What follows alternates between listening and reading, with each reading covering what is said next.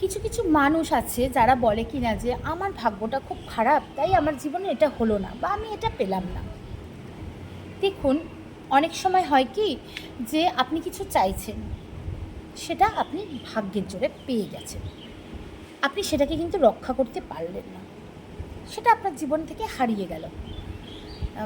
ভাগ্য কিন্তু একবার সাথ দেবে, দুবার দেবে, বারবার দেবে না।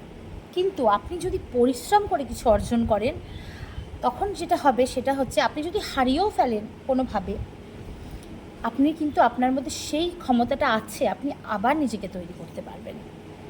তাই ভাগ্য আমাকে সাথ দিচ্ছে না এই কথাটা না বলে পরিশ্রম করুন। পরিশ্রম করলে ভাগ্য এমনিই আপনার সাথ দেবে। তাই আমার ভাগ্যে নেই, আমার ভাগ্য খারাপ এই কথাটা না বলে পরিশ্রম করুন। দেখবেন পরিশ্রমের যে ফলটি পাবেন না, ওই ভাগ্যে পাওয়া জিনিসের থেকে পরিশ্রমের ফল পাওয়া, এটি কিন্তু অনেক আনন্দের, অনেক খুশি। এটি পেলে কিন্তু অনেক বেশি আনন্দ পাওয়া যায়, কি তাই না?